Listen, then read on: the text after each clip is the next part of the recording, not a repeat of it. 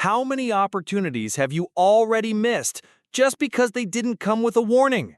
You expected the chance of a lifetime to arrive with a shining sign, a clear signal, a guarantee. But what if I told you that opportunities don't shout, they whisper? And that most of the time, you need to be silent within to truly hear.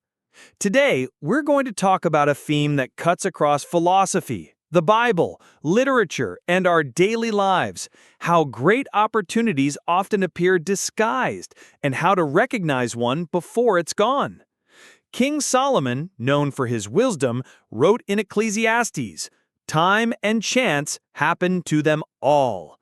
This phrase is powerful. He didn't say to the rich or to the intelligent, he said all, meaning you've already had opportunities. But the question is, did you notice? Most opportunities appear disguised as hard work, as uncertainty, as discomfort, as a small beginning. That's why many people don't recognize them. They don't shine, they bother. What philosophers knew about this? Seneca, the Stoic, said, "Luck is what happens when preparation meets opportunity." In other words, luck doesn't happen by chance. You only get lucky when you're already ready for something that arises. Epictetus also taught that control over life isn't in events, but in how you react to them. Many people see a door ajar and just stand there waiting for someone to open it completely. But the door won't open any further. What did Jesus do? Jesus didn't arrive drawing attention with crowns and thrones. He was born in a manger. People expected a strong, armed political leader, and they didn't see the greatest opportunity of life because they didn't know how to recognize the truth hidden in simplicity. What does this teach? You need to be attentive, sensitive, humble, so you don't confuse opportunity with glamour. In books, this is common. In The Hobbit, Bilbo begins his life's journey with a strange invitation from a wizard and 13 dwarves.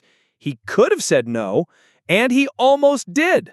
But saying yes to that peculiar proposal changed everything. How many times have you refused something just because it seemed too small? How to recognize a true opportunity. It takes you out of your comfort zone. If it's too easy, it might not be real. It demands responsibility. True opportunities almost always come with a burden. It seems to come at the wrong time because the best doors don't align with your plan. They test your readiness. It scares you, but also excites you. Fear is part of it, that nervous flutter too, but deep down, you know there's something there. You don't seize opportunities because you're distracted by urgent things and ignore what's important. You're paralyzed by fear of making mistakes. You expect perfection and never find it. You compare yourself too much to others. But time passes, and regret, generally, isn't for the attempts that failed, it's for the chances you didn't even try. Opportunities don't shout. They demand inner silence. When you live anxious, distracted, agitated, you don't listen. You just react. Jesus, before making important decisions, would withdraw to pray. Only then would he choose, act, speak. Calmness isn't a weakness. It's a way to sharpen the spirit. Ready for the next chance? You don't need to wait for the big opportunity of your life.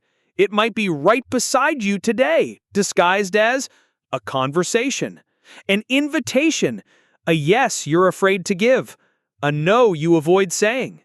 Socrates would say, the secret of change is to focus all your energy not on fighting the old, but on building the new. And that begins with listening. Conclusion. The decision is yours. The question that remains is, what was the last opportunity you let slip away because of fear, tiredness, or distraction? Comment below.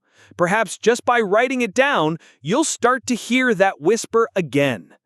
And if this video helped you, challenged you, or made you think, subscribe to the channel. Every week, there's a new question that can change how you see the world. See you next time, and may you hear the whispers before they turn into silence.